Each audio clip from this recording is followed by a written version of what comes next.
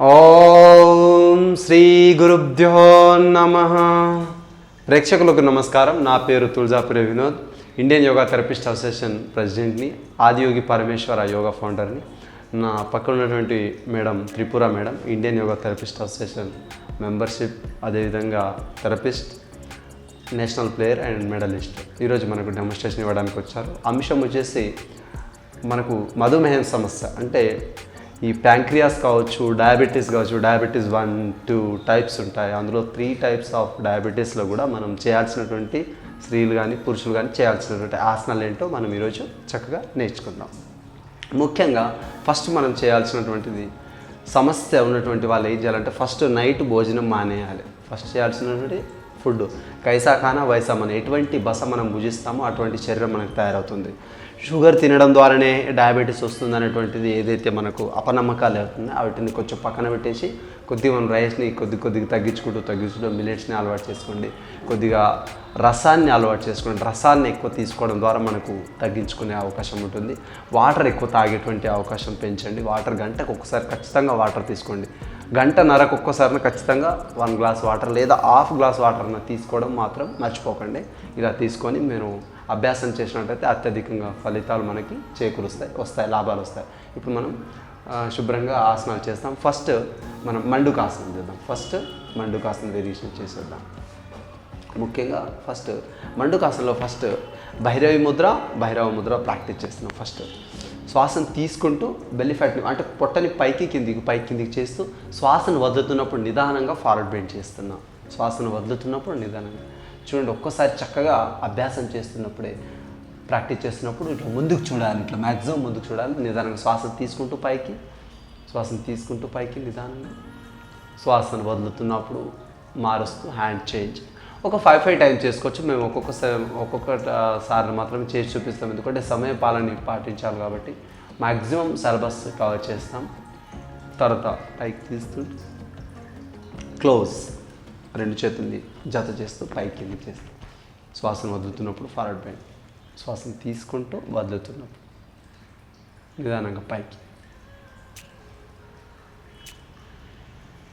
తర్వాత ఆది ముద్ర 2 కలిపితే బ్రహ్మముద్ర అవుతుంది. బ్రహ్మముద్రతో కూడా నాభిని కొద్దిగా ఇక్కడ వైపు చేస్తూ పైకి కిందికి చేస్తూ నిదానంగా శ్వాసను వదులుతుంటూ ముందుకు ఈ విధంగా చేయాలి. ఎస్, నిదానంగా శ్వాసను తీసుకుంటూ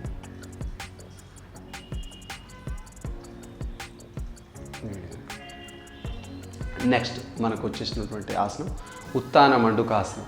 నెక్స్ట్ వజ్రాసనం చేస్తారు కదా, కొంచెం కాలు మధ్యలో గ్యాప్ పెట్టేస్తూ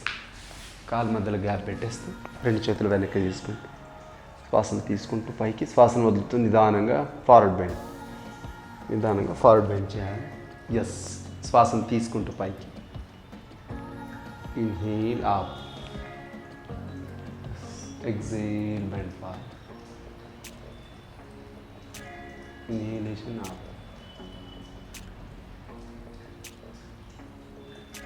ఎస్, చాలు, రిలాక్స్. నెక్స్ట్ సుఖాసనం, పద్మాసనం తీసుకో.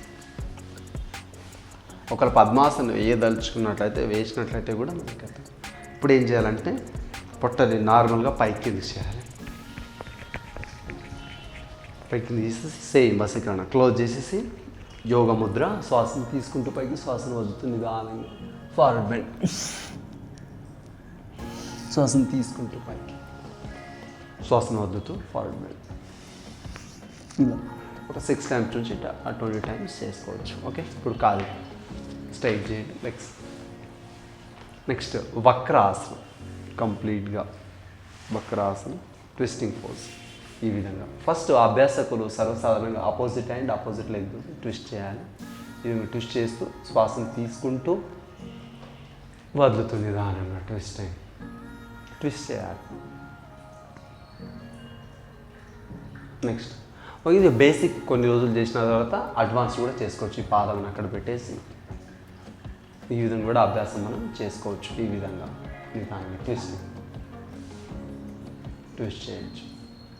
నెక్స్ట్ చేంజ్, పాదం మారుస్తూ లెగ్ చేంజ్. అయితే మనలో ఉన్నటువంటి కూరగాయల లోపం అంటే మనం ఇప్పుడు ఉన్నటువంటి కెమికల్స్ బాగా తీసుకోవడం లేదా టాబ్లెట్స్ మింగడం ద్వారా మనకు అత్యధికంగా సమస్యలు రావడానికి అవకాశం ఉంటుంది కాబట్టి ఫస్ట్ ఏం చేయాలంటే కొద్ది టాబ్లెట్లు కొద్ది మానేయాలి. ఒకేసారి మానేస్తే కూడా శరీరం తట్టుకునేటువంటి స్థితి ఉండదు కాబట్టి అది కూడా ఒక సమస్యగా మారుతుంది. కాబట్టి కొద్దిగా మార్చుకోవాలి. ఆ శరీరం మార్పు ఎలా జరగాలంటే కొద్ది మార్పు. ఫస్ట్ ఫుడ్లో మార్పు రావాలి. ఫుడ్లో మార్పు వచ్చేసిందంటే వ్యాయామంలో మార్పు వస్తుంది, బాడీలో శరీరతత్వంలో మార్పు వస్తుంది, ఆసనాల్లో అభ్యాసం చేస్తున్నప్పుడు ఫ్లెక్సిబుల్ వస్తుంది, అభ్యాసం చేసినప్పుడు ప్రాణిక్ ఎనర్జీ వస్తుంది. మనం కైసా ఖానా వైసా మనం ఎటువంటి బస మనం భుజిస్తామో అటువంటి శరీరం తయారవుతుంది. కాబట్టి కొద్ది మన మార్పు సహజంగా తయారవుతుంది. ఫస్ట్ కుడివైపు ఎడమవైపు కొద్దిగా కుడివైపు ఎడమవైపు చేస్తాం. ఫస్ట్ బేసిక్లీ చేస్తున్నా.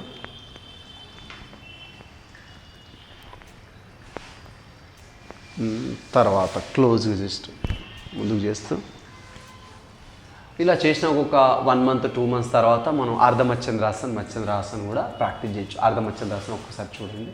ప్రాక్టీస్లో మనం అర్ధమత్స్యంద్రాసన్ కాలు క్లోజ్ చేసేసి ట్విస్టింగ్ చేసేస్తున్నాం, మలిపేసి పెట్టేయడం. ఈ విధంగా అభ్యాసం మనం చేసిన కొలది మనలో ఉన్నటువంటి బ్యాడ్ కొలెస్ట్రాల్ తగ్గిపోతుంది. అదేవిధంగా ప్యాంక్రియాస్ని ఒత్తిడి పడేసి మనలో ఉన్నటువంటి ఈ డయాబెటీస్ని తగ్గించేటువంటి అవకాశం కూడా అత్యధికంగా ఉంటుంది. చూడండి. నెక్స్ట్ చేంజ్ మారుస్తూ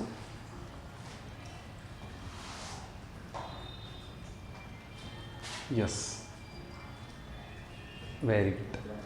ఎస్ ట్విస్టింగ్ ఇలా పూర్తిగా ఒక చేయిని ఇలా పెట్టేసి ముందుకు చేసేసిన తర్వాత ఏదైతే హస్తం ఉంటుందో ఈ మోచేయి ద్వారా ట్విస్టింగ్ చేయాలి. పూర్తిగా ఈ విధంగా ట్విస్టింగ్ చేయాలి. ట్విస్టింగ్ చేసిన తర్వాతనే ఇక్కడ మనకు ట్విస్టింగ్ అవుతుంది, అక్కడ మనకు ఒత్తిడి పడుతుంది, లేకపోతే రాకుండా ఉంటుంది. కాబట్టి ఇలా మనం సపోర్ట్ చేసుకుంటూ కూడా మనం అభ్యాసం ప్రాక్టీస్ చేయవచ్చు.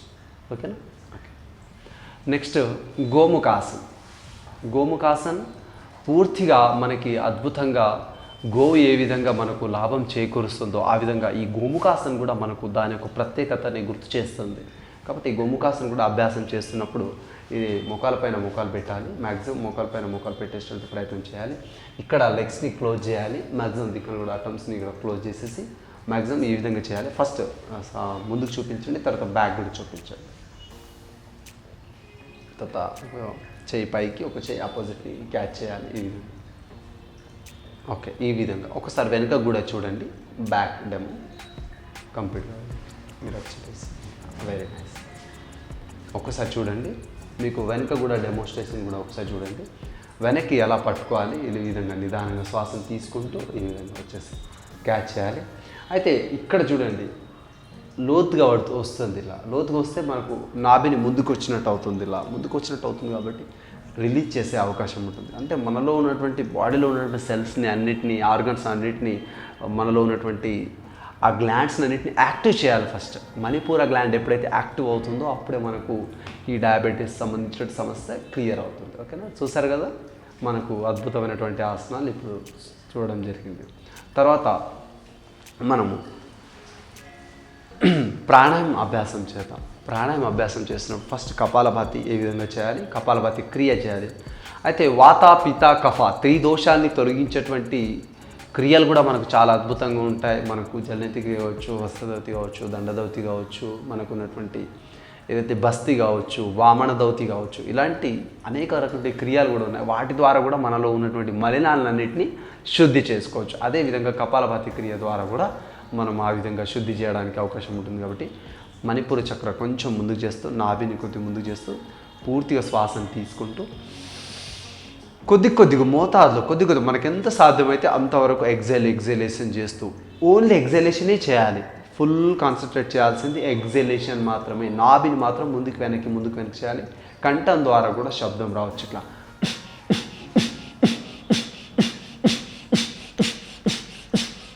ఇప్పుడు బయట నేర్పించేటువంటి ఆఫ్ బస్తరిక చేస్తున్నారు. ఎందుకంటే బాగా స్పీడ్ చేసేస్తున్నారు. అయుక్త అభ్యాస యోగేన సర్వరోగ సముక్త. అభ్యాసం ఒకవేళ రాంగ్ అయినట్లయితే మనలో పొట్టలో ఏదన్నా పదార్థం ఏదైతే మనకు నైట్ తిన్నప్పుడు ఏదైనా పదార్థం ఇరుకున్నప్పుడు కానీ అలాంటి ముందు పొట్టని మొత్తం శుద్ధి చేయాలి. క్లీన్ చేసిన తర్వాతని ఈ కపాలభాతి క్రియ చేసినట్లయితే మనకు అత్యధికమైనటువంటి లాభాలు వస్తాయి. ఈ విధంగా. Okay, relax. శ్వాసను తీసుకొని మరోసారి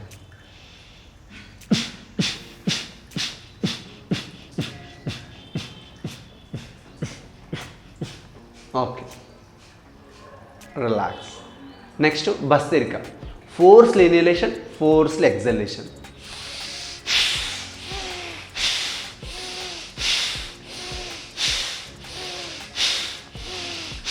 లంగ్స్ కెపాసిటీ ఇంప్రూవ్మెంట్ అవుతుంది, అదే అవుతుంది, బెల్లీ ఫ్యాట్ క్లియర్ అవుతుంది, దానికి సంబంధించినటువంటిది అవుతుంది. కాబట్టి ఇంకా ఇప్పుడు చాలామంది అంటే ఒక్కొక్క వేరియేషన్ చేస్తున్నారు. కంప్లీట్ ఇన్హలేషన్, కంప్లీట్ ఎక్సలేషన్, చేతులతో కూడా చేయొచ్చు. ఇలా ఏది వేరియేషన్ చేసినా, మీరు ఎన్ని వేరియేషన్ చేసినా కావాల్సినటువంటిది ప్రాణిక్ ఎనర్జీ, ఊర్ధ్వస్థితికి రావడం. అంటే మనలో ఉన్నటువంటి శక్తిని మేల్కొల్పాలి, మనలో ఉన్నటువంటి ఆర్గన్స్ని యాక్టివ్ చేయాలి, జీన్స్ని యాక్టివ్ చేయాలి, సెల్స్ని యాక్టివ్ చేసుకున్న తర్వాత కొద్ది మనకి ఈ యొక్క ప్రాణిక్ ఎనర్జీ వస్తుంది. ప్రాణిక్ ఎనర్జీ రావడం ద్వారానే కొద్దిగా మనకి స్లోలీ రిజల్ట్ రావడం ప్రారంభమవుతుంది. కొద్దిగా రిలాక్స్ చేసేసి కొద్దిగా అనులోమ విలోమ ప్రాణాయం, వాత పిత కఫ 3 బ్యాలెన్స్ అవ్వడానికి అనులోమ విలోమ ప్రాణాయం చేయాలి. కొద్దిసేపు left inhale, right exhale, right inhale,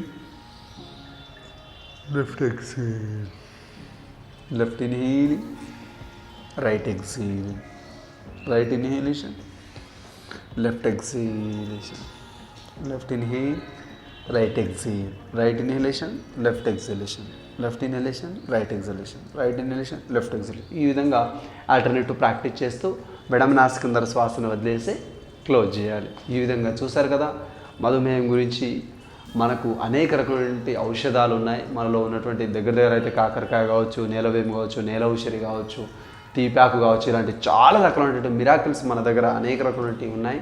మీరు మా కింద ఉన్నటువంటి నంబర్ని సంప్రదించండి. మన దగ్గర ఉన్నటువంటి యోగా నిపుణులు, యోగా ఎక్స్పర్ట్స్, ఆయుర్వేదిక్ అందరు ఉన్నారు. మీరు ఒక సిస్టమేటిక్గా థెరపీ రిలేటెడ్గా చేసినట్లయితే అత్యధికంగా మీకు రిజల్ట్ వస్తుంది. 6 months నుంచి 1 year ఒకవేళ సాధన చేస్తే మీకు జీవితాంతం ఆ సమస్య నుంచి బయటపడేటువంటి అవకాశం మాత్రం అద్భుతంగా ఉంది యోగా ద్వారా, ఆయుర్వేదం ద్వారా. కాబట్టి మీరు నేర్చుకొని అద్భుతమైనటువంటి ఆరోగ్యమైనటువంటి జీవితాన్ని పొందుతారని మనస్ఫూర్తిగా కోరుకుంటూ మరో అంశంతో మీ ముందుంటాను. అంతవరకు సెలవు. నమస్తే.